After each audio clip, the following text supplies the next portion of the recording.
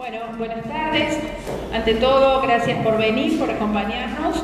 Iniciamos hoy otro de nuestros ciclos, La Voz del Otro. Quienes organizamos esta actividad formamos parte del equipo de investigación, representación de otredades en la literatura argentina del siglo XX y coorganiza también la Secretaría de Extensión. Es decir, agradecemos desde aquí especialmente a la Secretaría de Extensión de la Facultad de Filosofía y Humanidades y a la Casona, especialmente a Ileana Contreras, que nos ha abierto y nos ha brindado este espacio.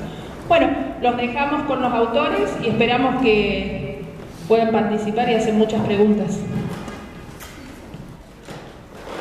A modo de introducción, Lucía Fruyeta le da las biografías de los autores como para que los conozcan un poco y después continuamos con ellos. Antonio Moro, sentado, tendré que empezar por orden, ¿no? Antonio Moro nació en Córdoba en 1955, donde sigue residiendo. Ha publicado los libros de poemas Camino del Escarabajo, En Argos, El correo llega al laberinto, La noche del día vacío, Que el amor corona, Mano de cielo y Otras sombras en el árbol. También la plaqueta Hotel en Editorial Radamanto en Villa María. Sus poesías han circulado en diversas revistas y antologías, entre ellas Entre Silencios, Entre Silences, Entre Silencios, Neuf Poets Argentins, algo así, Argentines. No estaba atendiendo. Yo siempre fui indisciplinado. Bueno. Dijo que estaba presente, ¿no? No que estaba atendiendo. Muy bien. Bueno, lo importante es que ha escrito obras de teatro que no ha publicado. También en el 77 y en el 84 se dedicó al teatro actuado en diversas obras y difundió la poesía de Alberto Guirri y Jorge Luis Borges. En el 88 se dedica al oficio, desde el 88 se dedica al oficio de librero en El Espejo Libros, que continúa dirigiendo actualmente. Nicolás Brondo nació en Córdoba en 1982, es dibujante, ilustrador y coeditor de Llanto de Mudo. A veces hace como que escribe, esto según su propia pluma, pero no le sale muy bien. Ha publicado las novelas gráficas Mano de Ángel y Séptimo Círculo junto a Diego Cortés y Fauces de la Mente por su cuenta, así como El maravilloso y pequeño gran mundo de Raúl Stadler y El ascensorista. Co-creador de las antologías Ignatius tenía razón y Ebrio. Su trabajo más reciente es Bond Machine, junto a Cortés, nuevamente, editada en Italia por Bookmaker Comics y en Argentina por Llanto de Mudo. No le gusta el calor, ama caminar descalzo y se parece a una bola de pelos. Dice él mismo. Diego Cortés. Nació en Buenos Aires en el 76, pero actualmente reside en Córdoba. Es poeta, guionista, historieta y editor. Desde el 95 dirige Llanto de Mudo Ediciones, que lleva editados cientos de títulos de poesía, narrativa y historieta de autores nacionales e internacionales. Como guionista de historieta ha publicado Niño Azul, Desiguales, Nicole Shanghai, Elvis Man, Jueves, Lazarus y Séptimo Círculo, Bond Machine, entre otras novelas gráficas. Como poeta ha publicado Habitación Vacía, Todas las armas bajo la almohada, Acá no está la noche, Infierno envuelto en un pañuelo, Miss World, Noche, Extraviado, Piedra bajo el agua, Poema estúpido y otras canciones. Su primer cuento fue publicado en la revista Pulp, de la cual es miembro del Consejo Editor. Su primera novela está siendo publicada en el blog de la revista Pulp. Graciela Viale es escritora y docente cordobesa, profesora de enseñanza primaria, licenciada en Educación y en Comunicación Social, magíster en Promoción de la Lectura y Literatura Infantil por la Universidad de Castilla-La Mancha, Cuenca, España. Creó y coordinó entre 1993 y 2007 el programa Volver a Leer del Ministerio de Educación Córdoba, Argentina, y hasta 2011 la Región 1 y las acciones pedagógicas del Plan Nacional de Lectura del Ministerio de Educación. Es asesora y diserta en ferias y espacios de formación docente en varias universidades y planes de lectura hispanoamericana. Como escritora ha abordado géneros de literatura infanto-juvenil, la novela, el ensayo y textos pedagógicos. Posee 27 obras publicadas, algunas de ellas traducidas al inglés y al italiano. Ha recibido varias distinciones en su producción pedagógica y 11 a su obra literaria. Sus libros más difundidos son Los sapos de la memoria, Hada desencantada busca príncipe encantador, Un cuento grr, Si tu signo no es cáncer y El jamón del sándwich. Neón, El perro reloj, Gigante, Epaminondas, El que nada no se ahoga, Alacrana para armar y próximo a salir Un tal Vialet. Bueno.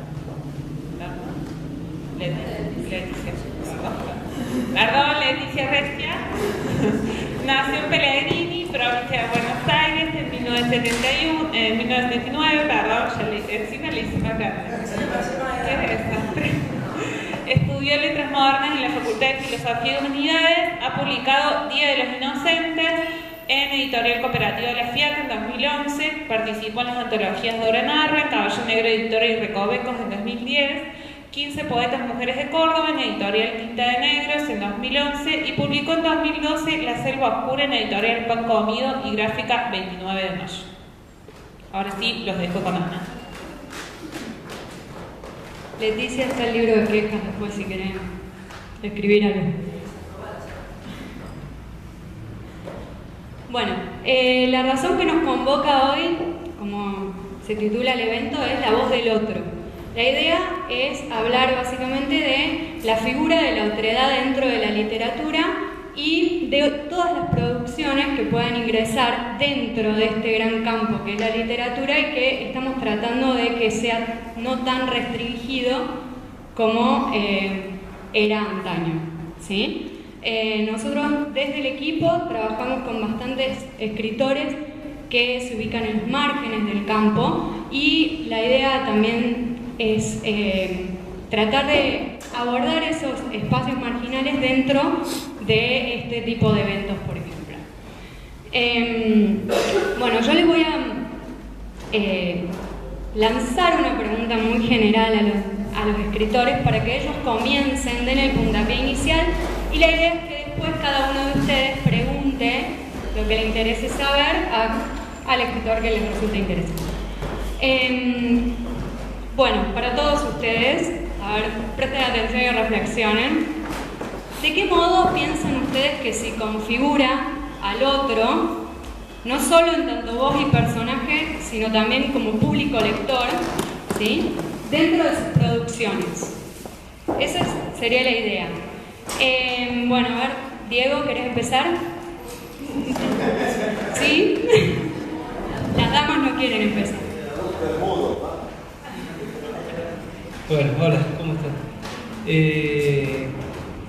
Cuando me pasaron las preguntas sonaban muy extrañas, debo decir. No tengo una formación académica real, sino que es todo autodidacta.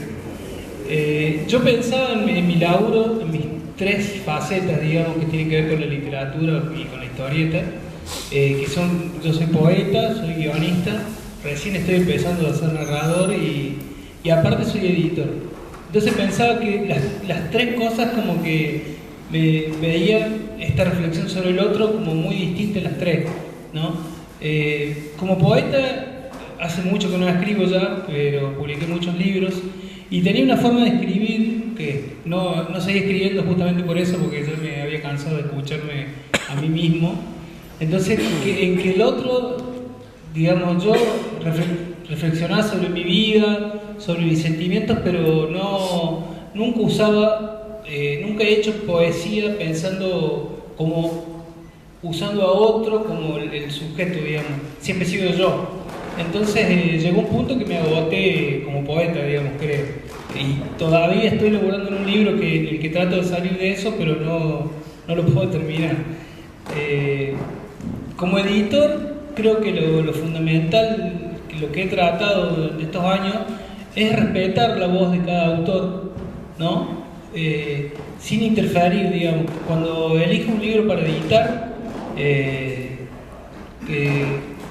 casi que no me meto con el contenido. Ya si ya me gusta el libro o veo algo importante en el libro que el autor dice o algo, como que, digamos, trato de estar muy poco presente. Mi laburo de editor es más que nada encontrar estos autores y hacer el libro como el autor quiere. Si la editorial se arma así, si los ven, digamos, los libros, salvo ahora que tenemos un par de colecciones como más fija.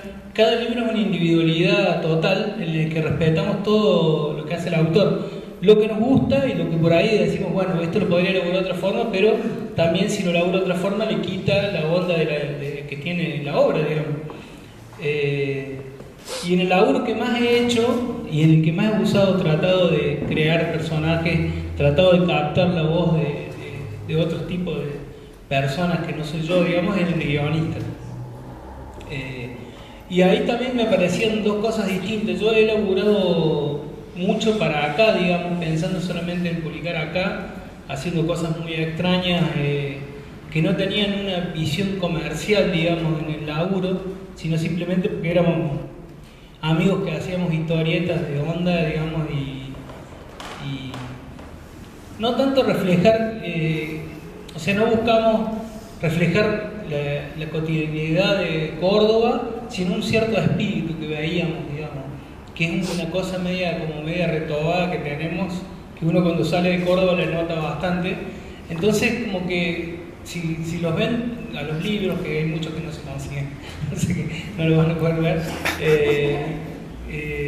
tenían una onda particular, aún si era ciencia ficción, tenían una onda cordobesa en algún punto, y tratábamos de captar nuestra ciudad más que nada, ¿no? Y los personajes que veíamos acá. Pienso más que nada en un libro que hice con Federico Rubenegger que se llama Desiguales, que es una historieta que es ciencia ficción con política, que justo lo sacamos en el 2001, como que en el laburo se captó el momento, lo que estaba pasando acá, ¿no? El desastre total. Es más, la historieta es con gente, hay un barrio de gente pobre que tiene deformidades en el cuerpo y termina con una marcha que la policía los revienta para todo. Y después tengo otra faceta en el sentido de que he empezado a trabajar como guionista para afuera. Que eso, digamos, trato de tener una neutralidad en el laburo, más que nada cuando va a ser traducido y eso, que lo hace distinto, ¿no? Y ahora cuando estoy escribiendo narrativa también trato de no escribirme a mí mismo, porque no me gusta la narrativa autorreferencial, me cansa mucho. Yo no, digamos, la construcción de una voz de otro, en realidad, si yo me pongo a pensar, yo no estoy seguro si el que me lee la poesía que yo pienso que estoy yo ahí muy presente está leyendo realmente lo que escribí yo. Eso es incomprobable, y lo más probable es que entiendan cualquier cosa y me agarren bronca o algo. Entonces, yo no reflexiono de esa forma. Casi siempre voy atrás de una idea y trato de ver qué es lo que me sale, y ya eso me cuesta mucho, ¿no? Entonces, la reflexión teórica de si realmente estás logrando una creación aparte de vos mismo, y la cosa de pensar cómo se va a relacionar con el lector, y eso lo dejo librado solamente a mi gusto.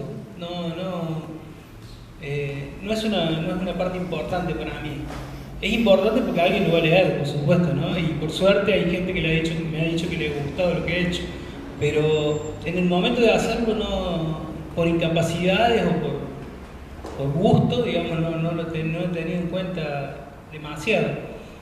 Creo haber creado algunos personajes creado a partir de pedazos de gente que he visto, o de situaciones, de cosas que me llevaron a partir de lo que vi en la realidad, digamos, en el momento, a partir de estar en contacto con otros, me llegan a crear algo, pero me parece que después me sale cualquier cosa. O sea, no tiene un contexto, digamos, directo. No sé qué más me parece. Mal paso. Bueno, yo no tuve mucho tiempo para reflexionar. Primero, gracias por la invitación. Primero, que uno escribe, y cuando escribe hay muchas otras voces de otros que uno tiene. Autores que uno ha leído, cosas que uno escucha en la calle, un montón de otras voces de otros haciendo eco, tratando lo posible de que en esas voces de otros, la de uno, salga lo más genuina posible. Porque en definitiva, siempre, eso ya es recontra sabido, no hay mucho nuevo más para escribir, los temas son siempre los mismos, y en realidad los modos son los que por ahí pueden ser más o menos genuinos, depende de la voz de uno, digamos, cómo la voz propia sale airosa de esa lucha con las otras voces que uno trae. Después, cuando uno escribe, no sé si uno tiene muy presente a ese otro, sino como que es más una actividad inconsciente. No le vamos a poner de la inspiración, pero sí como una cosa más inconsciente. Sí hay algo de afuera, que es lo que en mi caso me motiva a escribir, una imagen que tiene que ver con otros. Yo no hago una poesía estrictamente social, en el sentido de lo que se entiende, ¿no? Social, política. En realidad toda la poesía es social, toda la escritura es social. Vivimos en sociedad, en discurso social. Y después cuando tengo que sentarme a corregir, a releer lo que escribí, ahí pienso en el otro como lector. ¿Qué lo en grillo? Puedo llegar a pensar en el otro como el que me está leyendo. Es conveniente que yo dé toda la información de lo que le quiero decir en este poema. Es conveniente decir, ¿por qué no dejar que el otro complete este trabajo? Que el otro lector. Pienso en un otro que no es alguien pasivo que simplemente va a leer, sino que alguien que me interpela, alguien que me puede plantear otras cosas en ese tipo de otro. Y después pensaba en esto de las máscaras, ¿no? Pensaba en la poesía, porque a veces uno piensa, cuando te dicen algo en un poema tuyo, ay, me gustó, y cómo debes haber sufrido, y el padecimiento.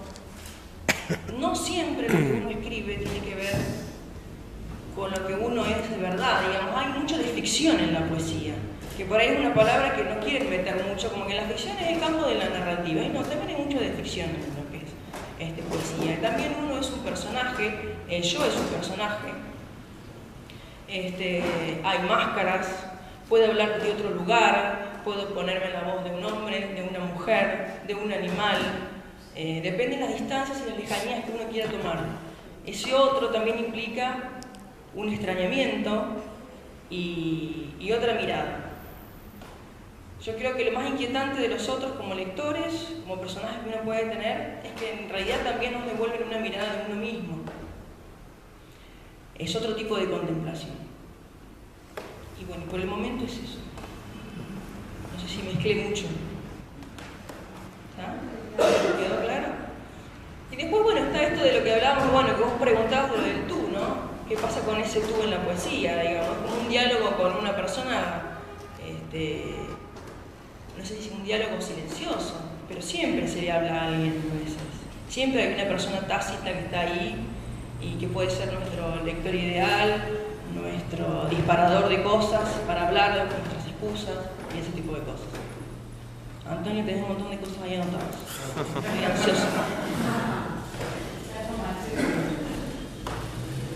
Bueno, yo coincido con... Bueno, muchas gracias a los organizadores en primer término por la invitación y la organización de esta conversación.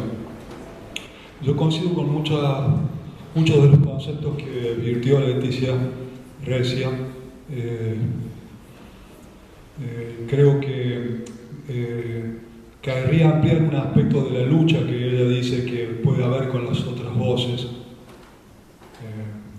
Tal vez es un giro coloquial nada más, no lo entraño de ese modo como una confrontación con las otras voces, sino como un reconocimiento. A veces hay una voz que uno siente el extrañamiento al que ella se refirió y que surge como una pregunta hacia sí mismo, digamos, del autor, y ahí acontece como una situación de espejo, digamos, ¿qué está reflejando esta voz? ¿Era lo que yo quería decir? ¿O es lo opuesto? A veces escribimos para orientar un sentido determinado en un poema y después que hemos escrito descubrimos que está diciendo lo opuesto a lo que queríamos decir. Entonces, el poema, que a su vez es un dispositivo autónomo, se puede decir, donde nosotros hemos sido convocados al poema, aunque tengamos esa voluntad de escribir, en el momento que estamos en la escritura, para dar testimonio, se puede decir, sentido, esta relación con las voces produce como, por un lado, el extrañamiento, por otro lado, la inquietud de sí, en el sentido de que ¿quién soy ante esto? Cuando surge esa voz que yo quise orientarla en un sentido determinado y estoy dándome cuenta que estoy diciendo lo opuesto. Me pregunto, ¿estoy escribiendo mal? ¿Estoy diciendo lo opuesto? ¿Cómo es esto? Y ahí reconozco muchas veces en el poema que esa autonomía, como si fuera un dispositivo autónomo de mi propia voluntad, que en la convocatoria, que en el acontecimiento, como mejor me gusta decir, donde se reúnen un montón de hechos, restos diurnos, si estamos escribiendo a la noche, y que en el momento de la escritura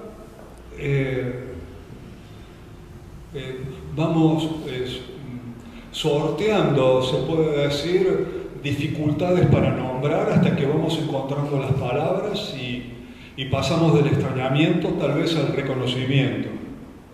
Eso para ampliar esa faceta que citó Leticia nada más. Por otra parte, bueno, yo les preparé un texto que me pareció que era muy amplia la cuestión que planteaban con la voz del otro, y cuando hacen referencia a la otredad y hacen referencia a Levinas, o Levinas, no sé cómo se pronuncia, que es el primer pensador, dialoguista, como lo citan en la historia de la filosofía, que pone en escena justamente el otro como una cuestión fundamental en el siglo XX, y obviamente en el periodo de entreguerras mundiales no podía suceder de otro modo. Yo no me voy a referir a Levinas, pero trabajé el concepto del otro, o este tema del otro, de algún modo lo más coloquial que pude, con una cita incluso hacia un trabajo inédito que tengo de poesía, y se los quiero leer. Malinowski, el antropólogo, formula la tesis de que no hay culturas superiores e inferiores, solo hay culturas diferentes. Cada una, a su manera, satisface las necesidades y las expectativas de sus miembros partícipes. Aquí vale destacar que decir partícipes no es lo mismo que habitantes, los que viven en determinada región. En las urbes, como esta cordobesita, muchos viven entre sus límites, pero no todos participan. Por lo tanto, la cultura está asignada dentro de determinados límites que no son geográficos, sino que son los realizados por la experiencia compartida por los sujetos, los partícipes. De ahí que en una urbe haya más de una cultura. Desde el punto de vista ideológico, ya sabemos que por lo menos es dos. Y dentro de cada una, si esas tendencias fueran fundantes, hay varias culturas. Por lo tanto, la cultura literaria, que es lo que nos ocupa hoy, es una especialidad que a veces le importa más a sus cultores que a sus destinatarios. Con esto voy al meollo de la cuestión. Los escritores interpretan la realidad en la que viven sus lectores. Pregunto, ¿los escritores son intérpretes o traductores? ¿Los escritores se escuchan a los otros o realizan un esfuerzo imaginativo para comprenderlos? ¿Los escritores se escriben lo que les canta y le importa un comino el otro, el lector? Los escritores no dudan en usar una jeringosa para burlarse del apreciado sentido y desubicar al lector. Los escritores piensan a sus lectores, lo sienten. ¿qué lugar se destina, o le destina, mejor dicho, el escritor al otro? No es algo que conozcamos de antemano, sino que sufrimos los avatares del sentido como cualquiera, en cualquier experiencia que nos ponga a reconocer si estamos afinados y percibimos lo que ocurre. La diferencia con cualquier mortal es que nos tomamos el trabajo de representar esa experiencia con un poema o cualquier otro género literario, aunque muchos señalen a la poesía como el pasado de la escritura, como su magmar, la tierra donde capea el silencio y las preguntas abundan. Y no está de más decirlo, las respuestas muchas veces fracasan. Quizás el arte de una poética resida en saber detenerse a tiempo al borde del abismo y no desbarrancarse. En lugar de seguir hablando, callar. Del otro lado, el silencio y los otros que también hablan. Otro hecho que me orienta en la escritura es la ética de la representación. Aunque asumir que lo que vemos puede ser diferente y lo que decimos puede traicionar lo que el objeto o sujeto representado vino a expresarnos, lo que decía recién de modo improvisado. Ser y no ser con una ética de la representación.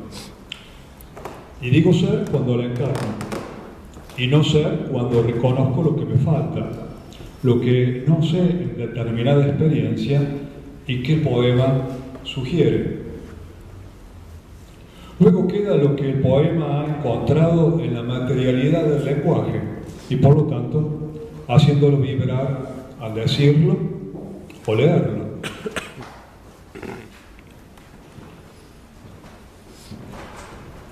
Recupero un sentido de lo que digo con una cita poética de un libro inédito, donde escribí en tercera persona para hablar de un otro sobre acontecimientos que rodearon mi biografía.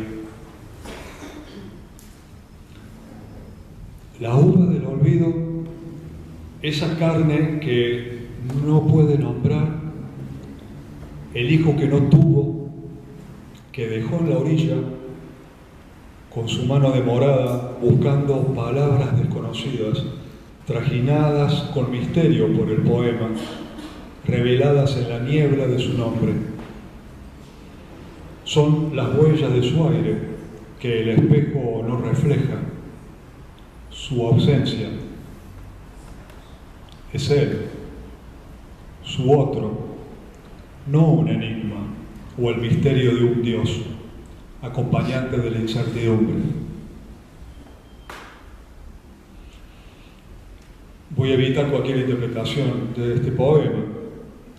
Creo que los poemas están hechos para la lectura, más para la lectura que para la disquisición. La lectura, como sabemos, es una de las más bellas experiencias de la vida, y los libros son muchos. Por lo tanto, hay para los detectives como para los contemplativos, cuando la exégesis, el examen del origen sobre determinada literatura o un poema fracasa, el poema triunfa.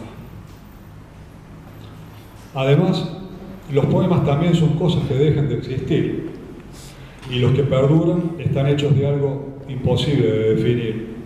Tal vez se podría decir que los poemas que perduran tocan la fibra íntima de los lectores, y estos los siguen rescatando en memorables ocasiones, y así siguen vivos.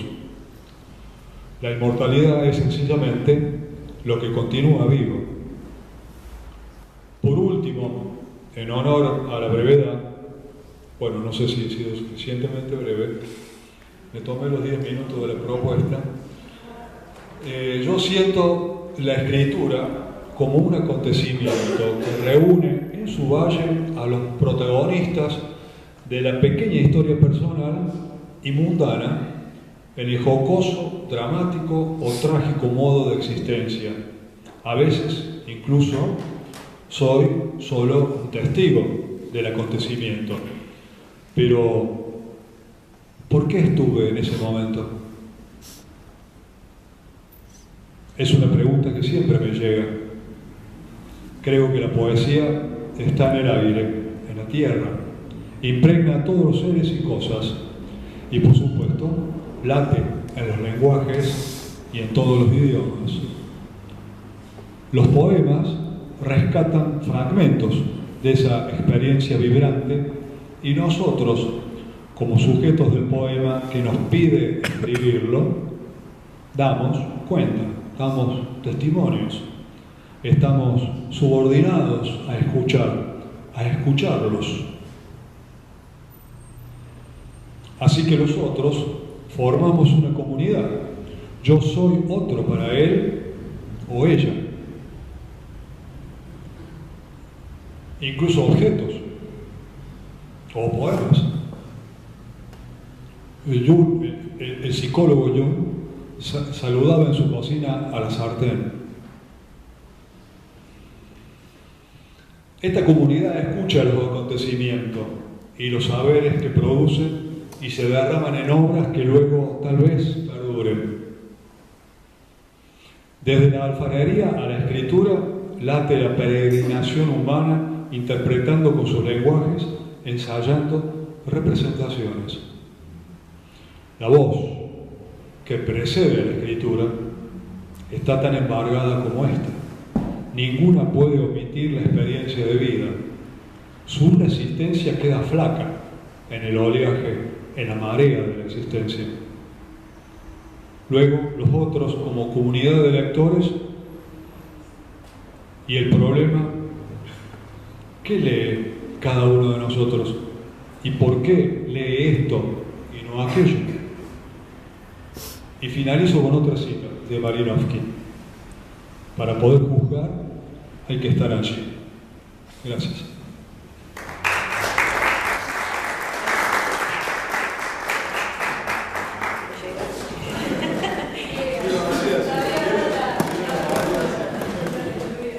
Bueno, también muchas gracias por esta invitación. La verdad que muy lindo todo lo que, muy potente todo lo que estamos escuchando. Cuando me acercaste la pregunta,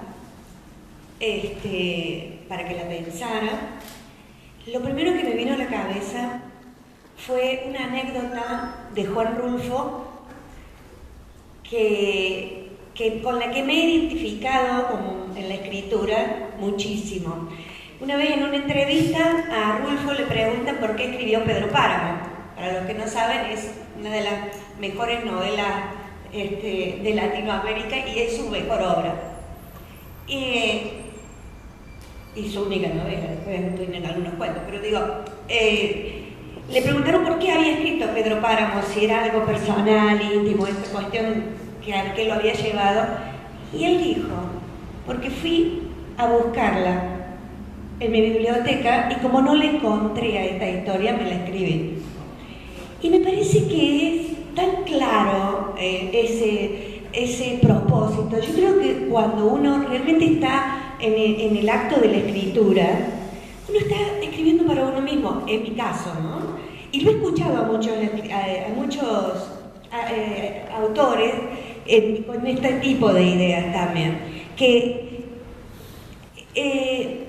en realidad uno empieza a trabajar para calmar o para satisfacer esa necesidad de comunicarse, tal vez con el otro, pero seguramente con todos los otros que están dentro nuestro, que es un poco lo que se viene hablando en esta mesa. Porque ninguno de nosotros llega sin el otro. Nosotros somos la otredad de nosotros mismos en los demás.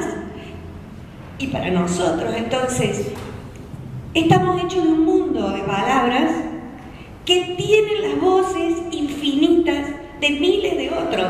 O sea, podés no prefigurar, sobre todo en el género al que yo me dedico, que es la infanto-juvenil, la literatura para niños y para adolescentes, para jóvenes.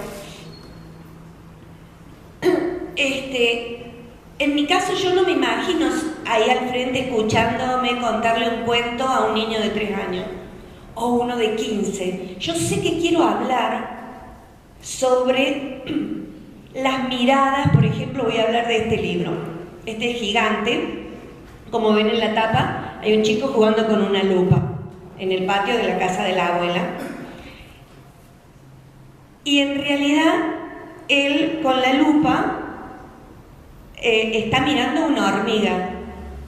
Pero cuando la abuela descubre que tiene hormigas y las quiere liquidar a las hormigas, el chico gira la lupa y es la hormiga. Mientras él la miraba, la hormiga era gigante. Pero cuando la lupa gira, la que se convierte en gigante es la abuela. Y luego él, y luego las plantas. O sea, cuando uno se siente a escribir, quiere comunicar y comunicarse en ese mundo en el que está con los otros, acerca, por ejemplo, en este lugar, de cómo quien tiene la sartén por el mango mira y decide cuál es el foco de una cosa, ¿no? Ahora, yo estoy escribiendo eso y no estoy imaginándome si el chico tiene 2 años, 5 años, 3 años, 4 años, 10 años o sí, porque en realidad estoy escribiendo tal vez a la Graciela niña que fui. Entonces, creo que la literatura, cuando los hacedores yo quisiera ser poeta como ellos, yo soy solo una narradora. Para mí los poetas son como lo más, y ahí está Julio, que lo admiro tanto también, pero la narrativa es un involucramiento en el cual, aunque suene un poco egoísta, expresado en estos términos, yo escribo para mí misma. Escribo para esa Graciela llena de otros y que cohabita con otros en el imaginario y en la vida y etcétera. Y luego, por supuesto, que hay cuando vos pensás en un lector y en realidad, en mi caso, es en la editorial donde lamentablemente la literatura infantil está todavía medio encorsetada de ñoñerías, de que si es para esto, si es para lo otro, si es didáctico, si no. Hace una semana me llamaron porque querían vender un libro así en estas compras masivas a las bibliotecas o al Estado, y un cuento de un libro que se llama De boca en boca, que una de las leyendas es la Ramonita. Me preguntaban si la podían sacar, porque como la chica se daba besos en la boca y encima la mataba el novio, no era como... Bueno, ¿qué decirte? O sea, en el género al que yo me dedico, sobre todo, existe toda esta cosa aún. Esto que voy a los congresos y ellos dicen, está todo superado, minga, no está superado. La literatura infantil en general es ñoña, y yo me he ubicado en un lugar políticamente incorrecto dentro del género, pero como a los chicos les gusta lo que escribo, me tienen que bancar las editoriales y así voy, ¿viste? Por la vida. Entonces es un tira y afloje en qué mira el que hace el libro, y acá hay editores, y digo, qué mira el que comercializa el libro, que mira el autor, ¿no? ¿A quién es ese otro? Está claro que para las grandes editoriales, qué sé yo, el otro es un consumidor. Y tiene, así como le vendo hojotas, le vendo libros, o como le vendo, no sé, ¿me entendés? Pero no es lo que me pasa. A mí cuando me preguntan en las novelas juveniles, ¿y este libro vos creés que es para un niño, qué sé yo, lo saco de la memoria, ponele, que hay muchos muertos, para un niño que va a 5º grado? Yo qué sé. Porque los lectores no es que tienen edades cronológicas, tienen edades de progreso en su acercamiento con la lectura. No es porque sea mi nieta, pero mi nieta Magali, cuando está por cumplir 15, pero cuando tenía 4 años iba a una librería y me decía, abuela, yo quiero un libro de Anthony Brown. O sea, ella no sabía leer letras, no sabía descodificar en realidad el abecedario para poder leer sola, pero ya era una lectora habitualizada, digamos. Tenía el hábito de acercarse porque sabía lo que era un libro, sabía que había, y ya reconocía autores. ¿Ya por qué? Porque en realidad reconocía el mensaje de ese autor que le gustaba a ella, con el que le gustaba. O sea, no es una cuestión de edades, es una de edades cronológicas, sino de madurez en el acercamiento que tiene cada uno con la lectura, ¿no? En el proceso de cada uno con la lectura. Y en el marco de eso, el otro se configura y sucede eso de que tanto hablan los teóricos, que quien reconstruye el texto es el lector. Y cuando el lector se hace cargo de ese texto, lo hace suyo, también le confiere al texto toda su otra edad, todos sus conceptos del otro. Y entonces lo reescribe para su lectura propia, para su propio beneficio ficcional, digamos. Bueno, estas son un poco las ideas que venían a cuento de esto. Una de las experiencias más insólitas que he tenido al respecto es al escribir este libro, que se llama Alacrana para armar, que en realidad, mira, acá tenés el caso típico de algunas cosas de la editorial. Fue una pelea, pero bueno, luego el ilustrador, con quien los escritores y los ilustradores en el género de lo infantil, colaboramos en serio, cooperamos en el producto. Entonces, somos los dos autores, de hecho. Bueno, y en este caso Isba también le pareció muy adecuado, además a Alacrana para armar, que el título que yo le había puesto, que era Me comía mi mamá. Pero me dijeron, no lo va a comprar nadie, gracias.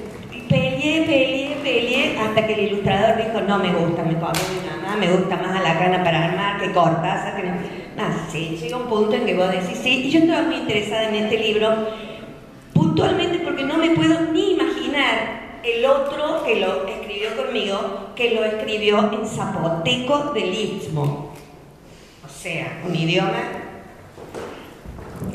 que hasta para tratar de traducirlo en nuestro idioma es muy difícil porque tiene tantas consonantes que uno no las puede poner en relatoría fónica, más o menos. Pero, bueno, escribir este libro entre más que un traductor, fue un coautor zapoteco, un ilustrador, y el texto de Que me comía mi mamá, peleándonos con todos los estereotipos, fue esta extrañeza, ¿no? Me produjo fuertemente esta extrañeza de decir, che, ¿y qué es lo que dirá el tío en el zapoteco? ¿Será cierto que está diciendo lo que me traduce a mí? Porque él me llevaba la ventaja que hablaba los dos idiomas. O sea que ahora que me estoy yendo a México voy a realmente con gente amiga que por favor me lean la traducción del zapoteco, a ver qué es lo que hay, si es exactamente lo que... Pero en realidad es que todo fue muy exponerse a que los otros se metieran con tus propios otros y se apropiaran de lo que vos habías. Para mí fue una experiencia bastante interesante esta, porque es como entregarte así ciegamente a que ese otro que no tenés ni idea, por mucho que leas sobre esa cultura, cómo piensa y cómo analiza y cómo ve la realidad y cómo ve la naturaleza y cómo vive la circunstancia de su cotidiano,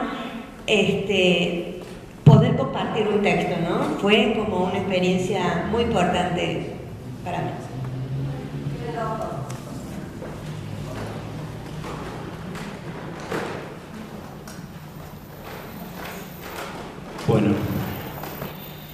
yo no sé qué hago acá. Y como no cortaste ninguno de ellos, a mí no me vas a cortar bajo ningún aspecto. Ponerme el cronómetro. No, yo, digamos, escuchando todo lo que habían dicho ellos y también pensando en la pregunta, ponerle antes de venir, justamente, como que Diego me lo sopla recién. Me olvidé de decirlo de la colaboración. ¿Qué colaboración? Lo que hacemos nosotros dos. Sí, digo, es por la razón por la que yo estoy acá y no me imagino otra, porque yo he escrito un solo libro y ella me lo criticó.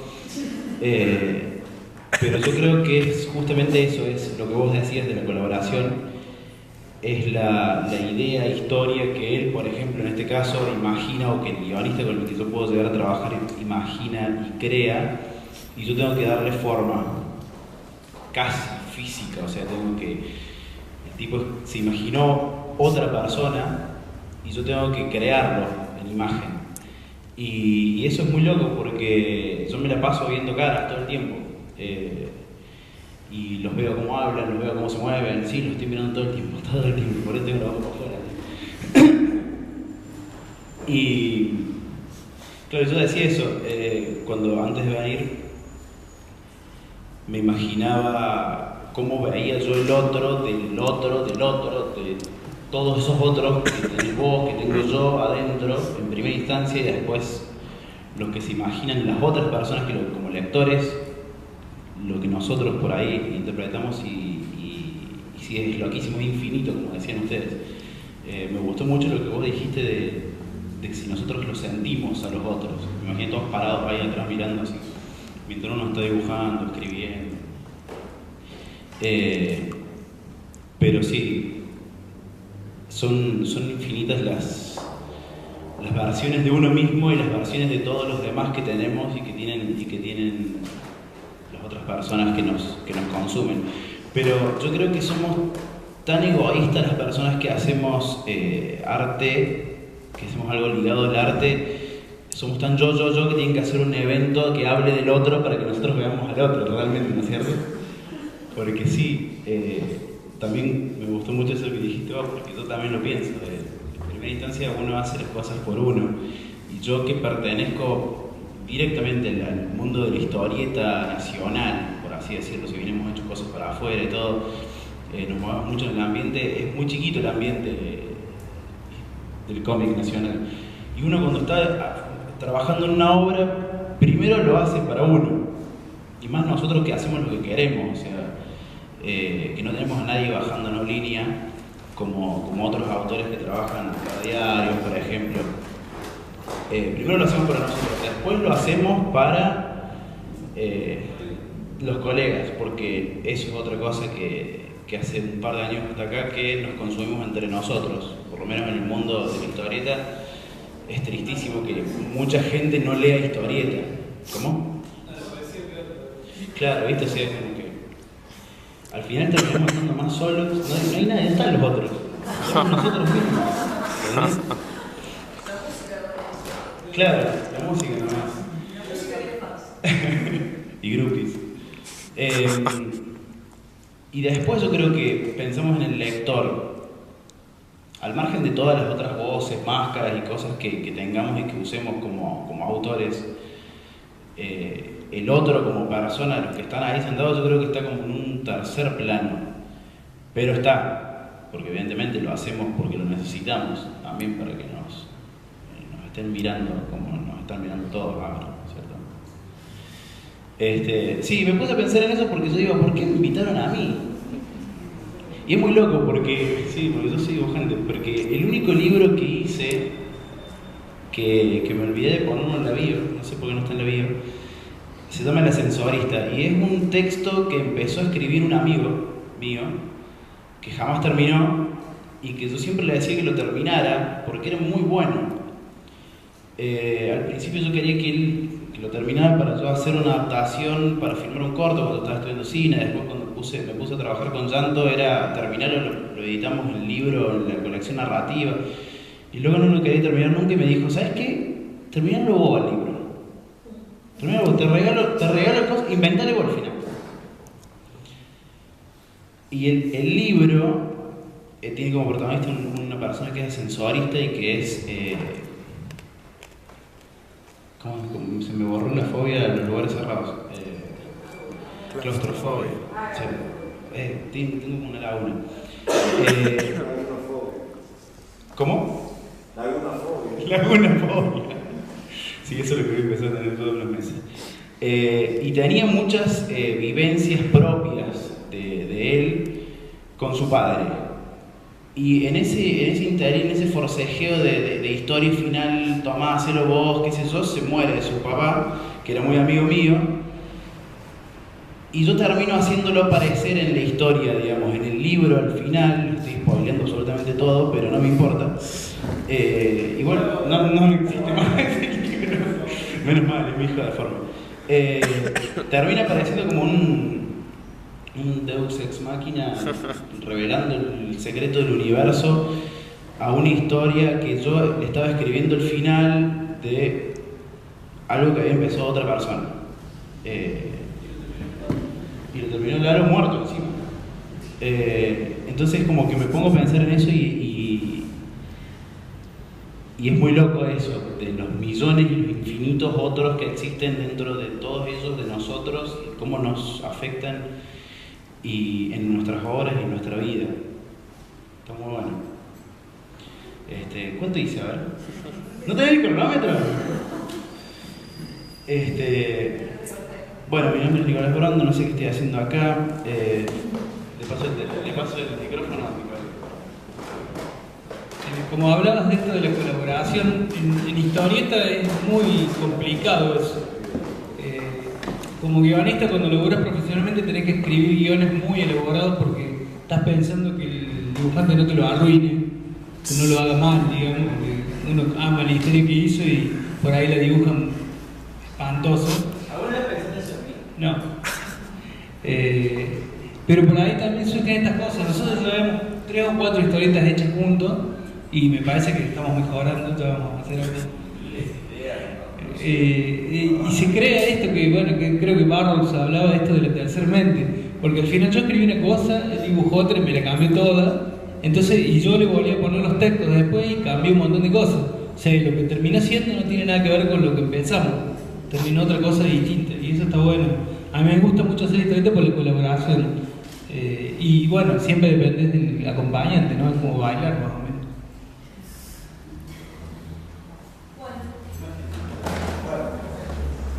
Sí. Ahora abrimos el debate, si alguien quiere preguntarles algo. Bueno, se está oyendo todo. No quiero preguntar nada. ¿A alguien le interesaría preguntarles algo? ¿A alguno de los chicos o a todos? O...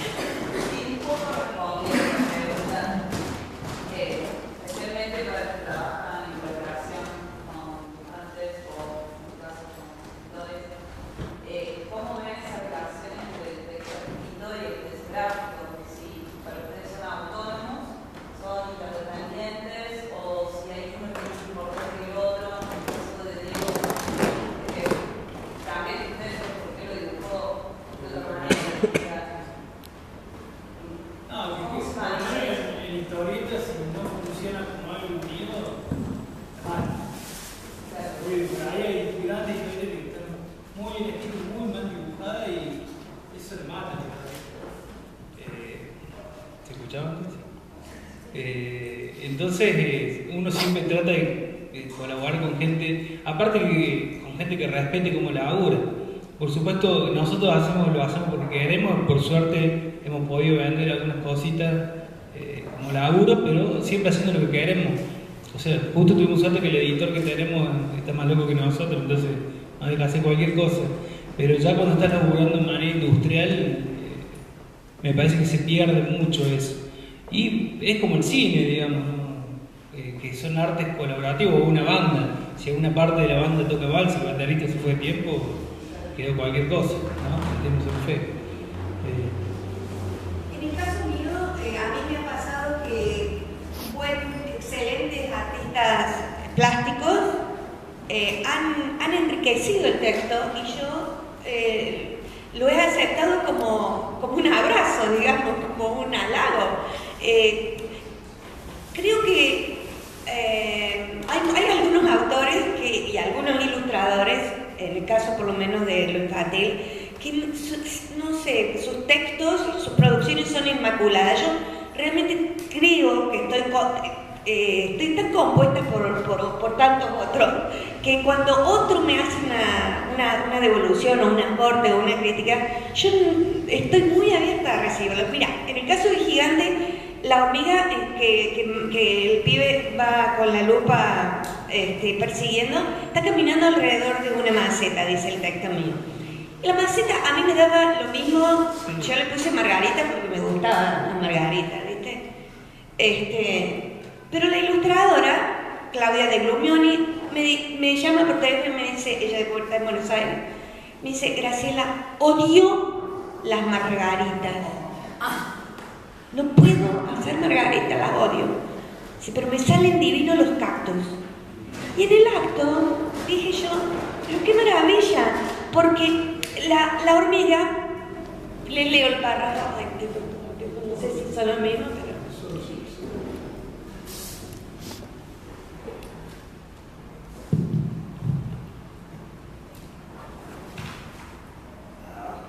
Sí, por favor.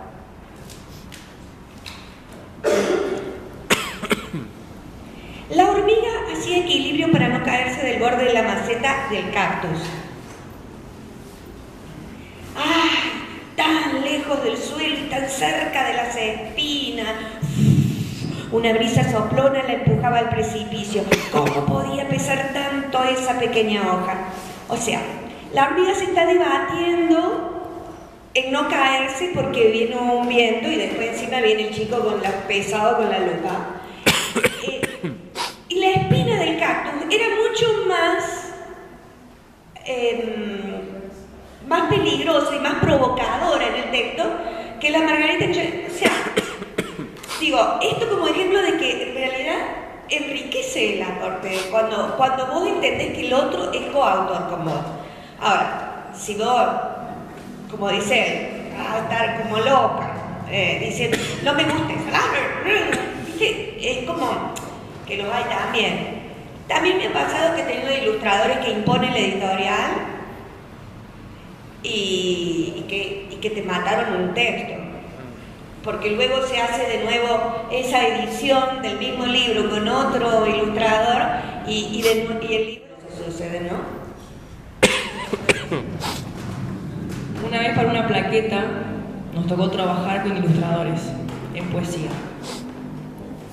Yo cuando son plaquetas trato de buscar ciertos poemas, no digo fáciles, pero con otra cosa. Y tuve una experiencia espantosa con un ilustrador. Era una aberración lo que había hecho. Coincido que a veces el otro te aporta y es como un colaborador y demás, pero también hay límites de interpretación. Y dije, disculpame, pero esto no va. Y había hecho un travesti. Todo bien con los travestis, pero no tenía nada que ver con el poema. Y bueno, y tuvimos como una especie de diálogo, además de una persona que yo no conocía, o sea, ni siquiera, y me parecía que no tenía nada que ver, también era su lectura, pero finalmente dije, no, llegamos a un acuerdo, buscamos otra cosa, pero a veces no es tan fácil cuando hablamos de poesía, parece que es otro terreno. Es muy hermético en el bueno. Claro, pero por ahí uno quiere hacer una cosa conjunta, es decir, ilustraciones y por ejemplo, estábamos con un grupo de 12 chicas, ultrafinas y las tramontinas del dolor, y hacíamos nuestras plaquetas, 12 mujeres con 12 ilustradores. Y la verdad que quedaba algo hermoso, quedaban muy hermosas las cosas. Y bueno, fue esa única vez que estuve con ese inconveniente con el ilustrador. Generalmente después queda un producto con otro, un producto en conjunto, digamos, no solamente pues, sino con la ilustración en sí quedaba bellísimo. Pero bueno, no siempre son airosas.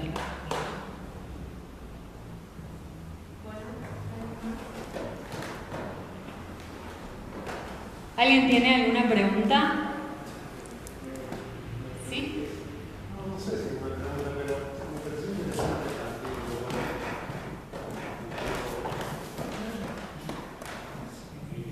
creo que el tema del arte es justamente a veces la decisión, a veces la confusión, a veces la fusión entre el ser y el ser del mundo, que es el otro, ¿no?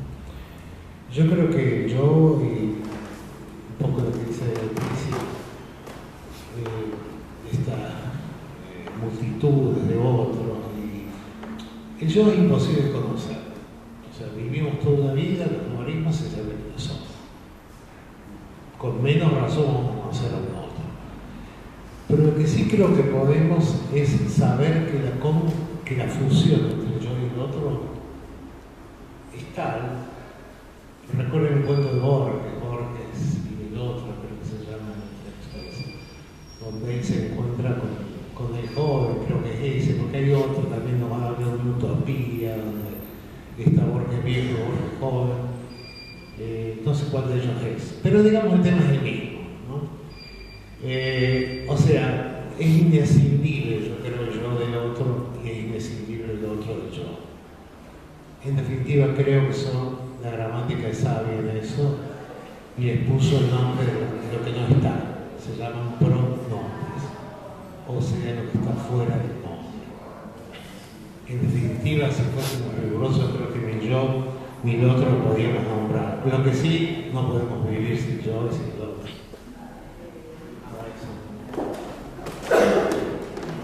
Yo creo que la literatura en general se le nota, no sé totalmente lo dice Julio, se le nota cuando el otro es solo un cliente para comprar un libro. Ahí está llena las librerías de ese tipo de libros, ¿no?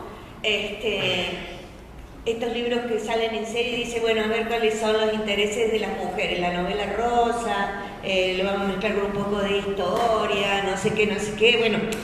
Estos libros yo les llamo los libros investigados, porque lees uno de esos libros y decís, realmente se leyó un manual, una enciclopedia sobre los malones, o sobre Egipto, o sobre no sé qué, y escribió una historia, y se le nota al texto eso. El otro, el que está prefigurado para él, quien escribió ese texto, es un cliente a quien hay que venderle un producto. Es otra cosa. Y yo distingo, digamos, esos propósitos de ese autor que entiende que lo que dice Julio, que los otros estamos construidos que cada uno está construido por muchos otros, al texto se le ve, porque es su textura, porque está en su trama interna.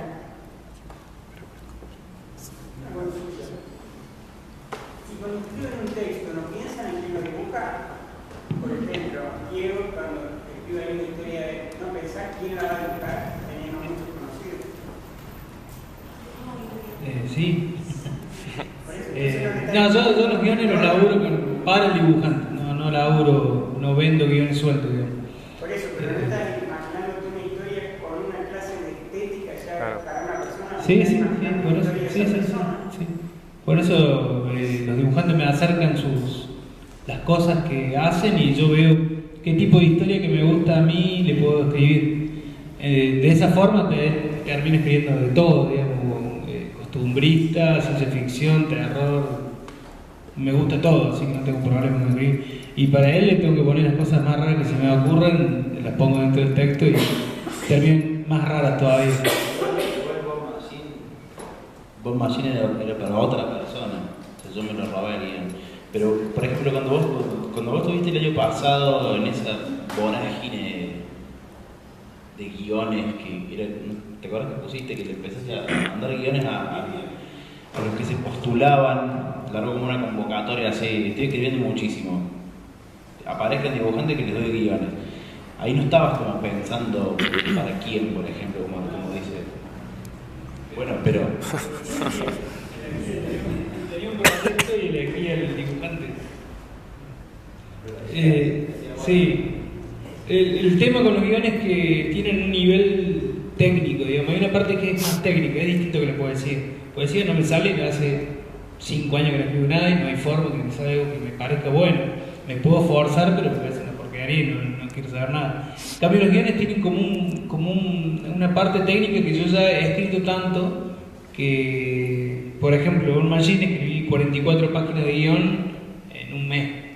Entonces yo me puse, el año pasado me puse a laburar, ahora lo colgué un poco, en que le escribo 10 páginas, tengo que escribir 10 páginas por semana de guión para distintos dibujantes. Entonces así a lo largo del tiempo termino teniendo 5 o 6 libros terminados. Pero por eso, pero porque tiene toda esta parte artesanal que ya es como la tengo como mecanizada, ¿no? Me planto un plot, un argumento y ya puedo agarrar agarro escena, laburo las escenas y voy y lo termino. En cambio hay otras cosas que no me salen así, ¿no? La narrativa no puedo. Tengo como un armado de la novela que estoy escribiendo, pero toda la semana lo cambio y el armado no me sirve para nada, así que tengo que empezar de cero toda la semana. Aparte que, volviendo a la pregunta tuya, es como que sí es necesario, digamos, la influencia del ilustrador, por ejemplo, en un cómic, o sea, del dibujante en un cómic y del ilustrador en un libro infantil, porque justamente lo que haces ahí es un guión. O sea, es una guía, es bastante abierto. Ahí sí hay guionistas, como había dicho él, que laburan como muy estrictamente, por ejemplo los que laburan en el mercado yankee, que hay toda una estructura para laburar, incluso si te salís, fuiste. Yo no podría trabajar ahí, por ejemplo, y vos tampoco. Pero bueno, como Machine medio como que lo intentamos, pero sí o sí tiene que haber un poco de libertad en los dos, porque por ejemplo, en las plaquitas que decías vos, tu poema funciona solo y la ilustración del logo que hizo Interactive funciona sola, se funciona individualmente. Acá no funciona, sí o sí tiene que haber la colaboración, sí o sí tiene que estar el otro ahí metiendo la cuchara. Depende de cuánto le meten también la cuchara, abusa. Y aparte en los guiones lo que pasa es que el 80% del guión no aparece. O sea, usted no lee el 80% de lo que yo escribo. Aparecen los diálogos, los captions y nada más. En realidad yo ya, más allá que lo cambie, está elaborado toda la secuencia narrativa dentro del guión. No, hay un montón de laburo, elección de cuadro, elección de ángulo. Todo eso no existe, no termina apareciendo, digamos.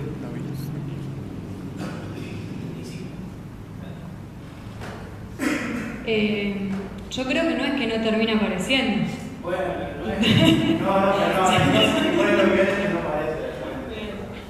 La gente cree que el guión son las palabras de cómic, Nosotros en la literatura infantil producimos guiones para lo que llamamos libros álbum. A ver si traje alguno. Acá.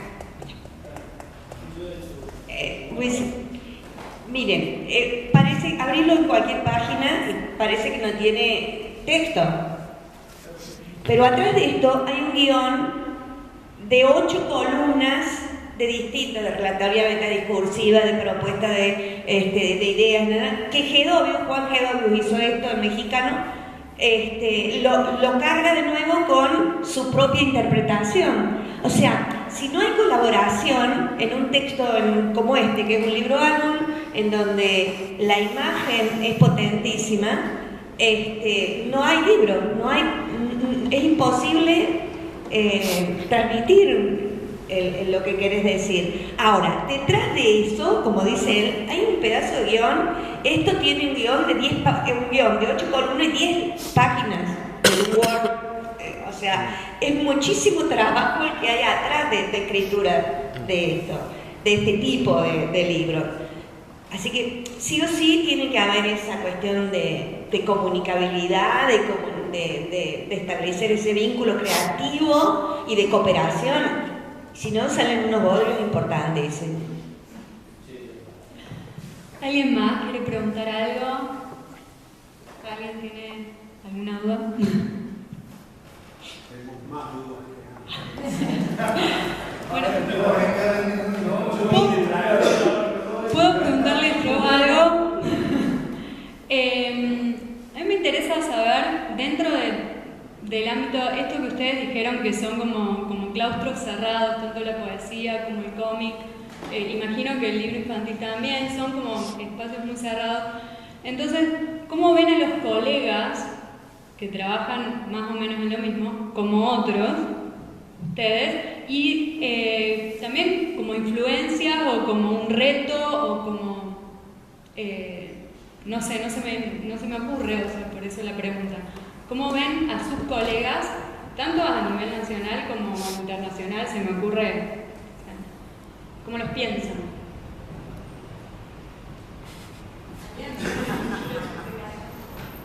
Perdón por la pregunta. Bueno, es muy parecido a cualquier otra persona. Lo que pasa, la diferencia con un amigo o con un escritor al cual uno tiene una conversación y lo empieza a conocer, hay varios matices. Podríamos decir, supongamos, profundizo en determinada poesía de un autor. Yo tuve un caso personal con Girri, por ejemplo,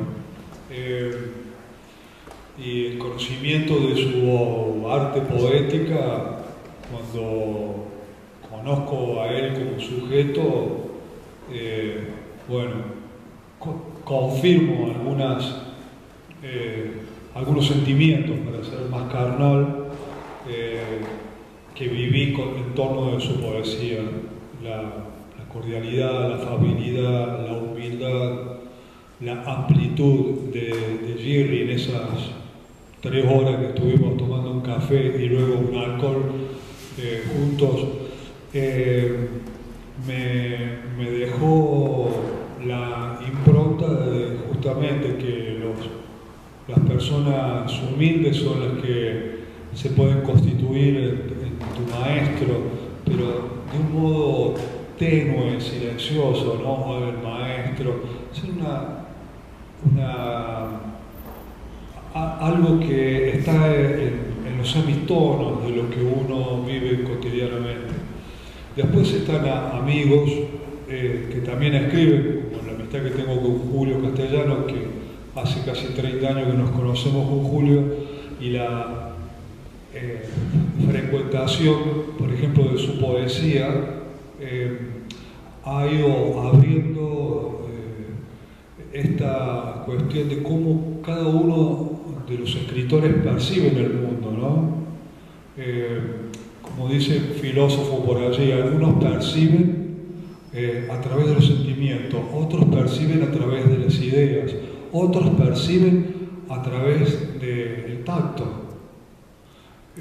Y así hay diferentes formas de percibir, y en la poesía, para hablar de un género que más conozco, digamos, o que más tengo experimentado, se ve esa diversidad de los sujetos, donde las historias personales se diluyen de un modo, la biografía se diluye de un modo en la literatura, que los hallazgos que yo puedo ir haciendo en un poema de un amigo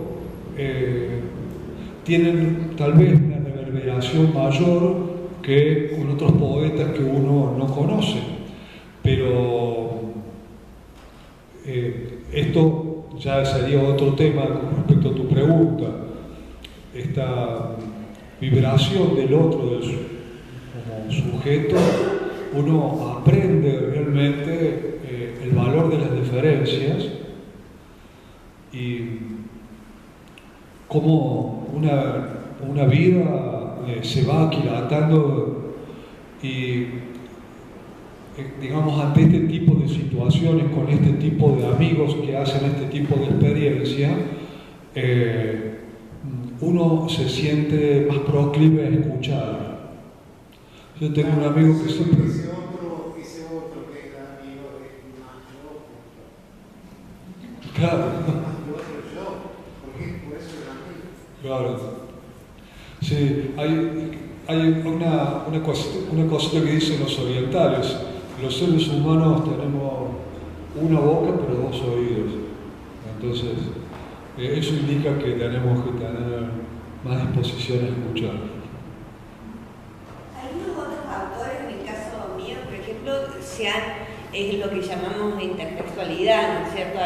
Pero se han incorporado a vos de tal manera que ya no te das cuenta que está, qué sé yo, en el caso mío, Mariana Wall, Graciela Cabal, Graciela Monte, Neruda. Las veces que me escucho, que empiezo a escribir y digo, pero si esto yo lo leí, y es algo de Neruda. Y siempre recuerdo un fragmento de una de sus poesías, cuando él habla de la inspiración al momento de escribir, y él dice, escucho una oreja, un susurro, un pensamiento, voy a vivir otra vez.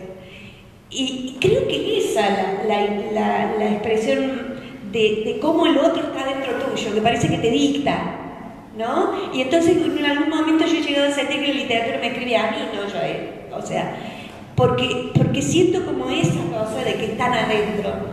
Y luego los colegas, digamos, qué sé yo, el otro, yo siempre creo que el otro puede hacer, puede cambiar el mundo con algo, ¿viste? Puede ser siempre creo que acá entre nosotros puede estar un García Márquez creo realmente que es una cuestión de oportunidades también que abren este tipo de espacios, este tipo de diálogos, ¿no? ¿Vos te referías a los otros contemporáneos, de nuestros compañeros, del mundillo? ¿Te gusta eso? No hablemos del mundillo. No, creo que, por ejemplo, lo que es la poesía, la mayoría nos conocemos. A muchos nos respetamos, a muchos los respeto, muchos me gustan, muchos admiro. 1, 2, 3.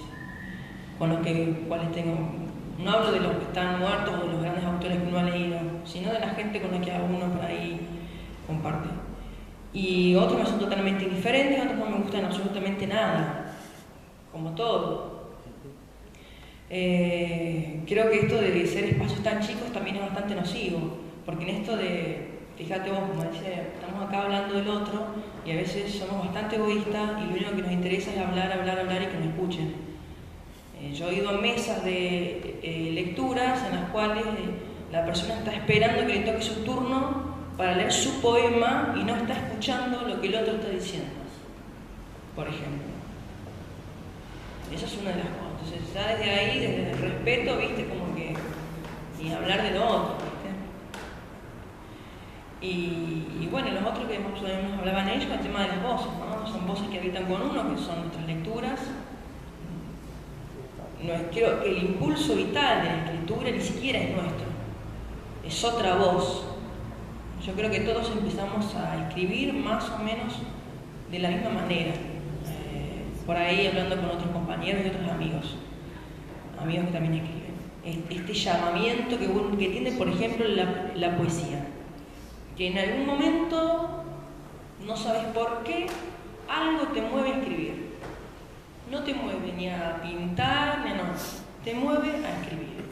Y de pronto vos escribís y terminaste y dices, esto estaba acá adentro, esto es mío, esto lo hice yo. Y después, bueno, todo eso se va enriqueciendo con este yo lector que uno es.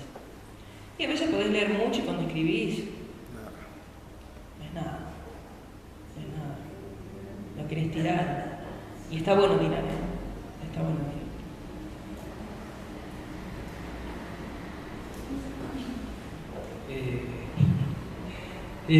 Yo veo como editor, nosotros lo más fuerte que tenemos ahora como editorial es la historieta, que acá por supuesto en Argentina hubo momentos que era infernal como se vendía, ¿no? Pero después de los 90 se fundieron todo, desapareció todo, y lo que ha pasado es que los editores que hay, los buenos editores que hay en Argentina son todos autores, son todas pequeñas pymes de autores que se juntan y empiezan a editar, y todos empezamos así, hemos terminado editando a autores que admiramos. Hay otros que se dedican a editar clásicos de Argentina, de historietas, que digamos, somos un país que ha sido como una potencia en el nivel de los autores que hemos tenido de historietas, pero a nivel editorial siempre tuvimos editores que los robaban a los pobres autores. Y por ejemplo, qué sé yo, ahora vamos a ir a Buenos Aires, lo vamos a ver a Muñoz y Zampayo, que son como dioses del cómic, son muy grosos. Y ellos tienen toda la obra editada en Francia y en España, y acá no hay ni un libro, o sea, directamente.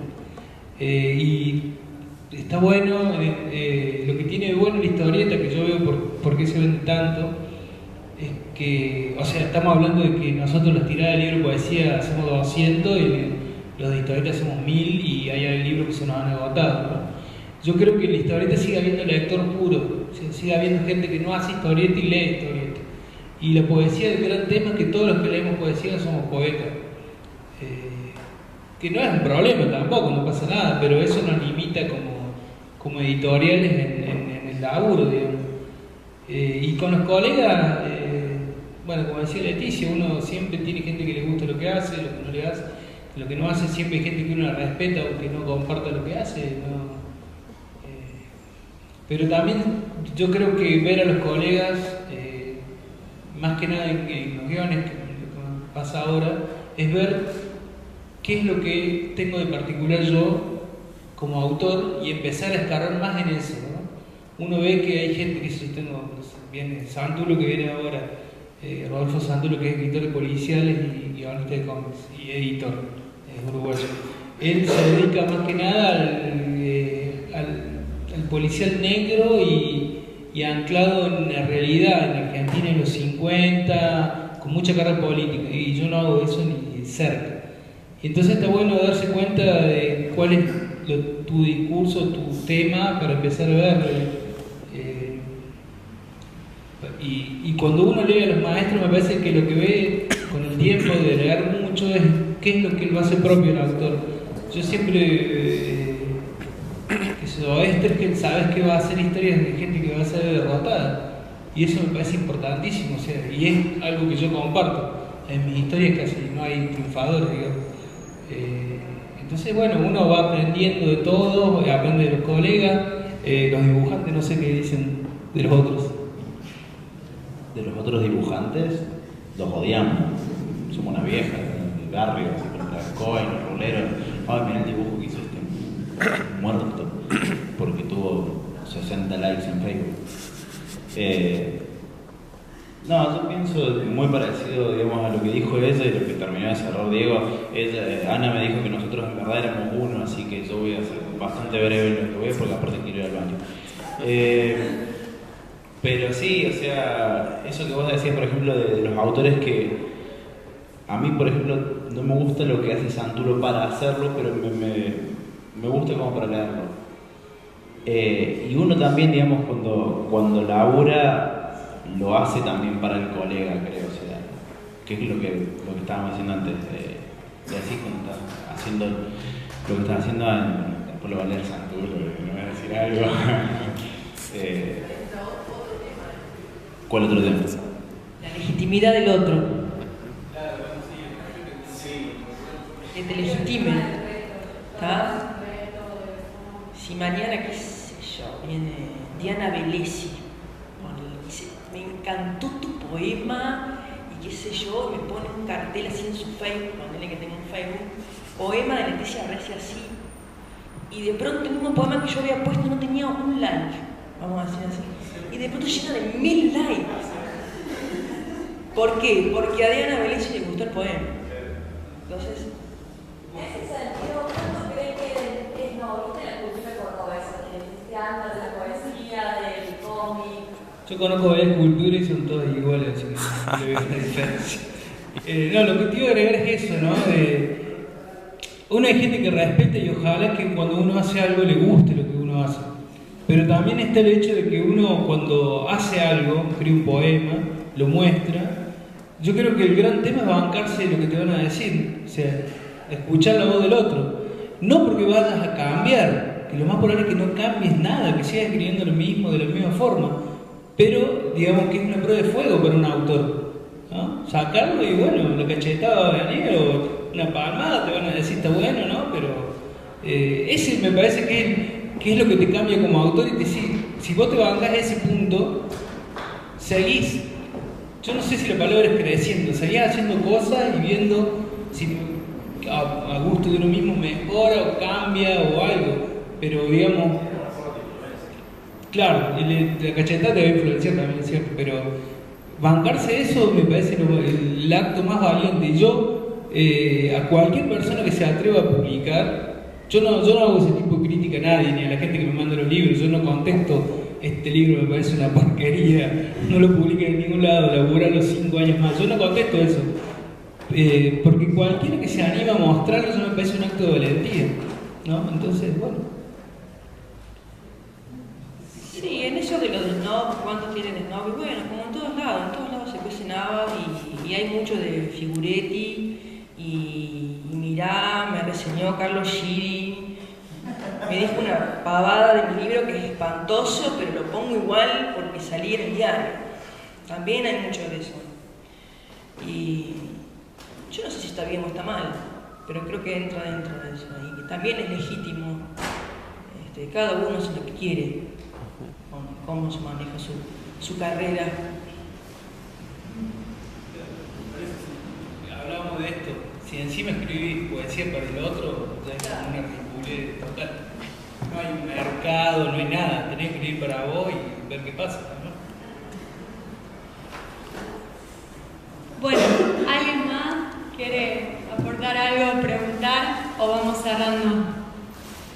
Bueno, agradezco la presencia a todos ustedes y a todos ustedes como público también, porque son los votos necesarios para que esto sea posible.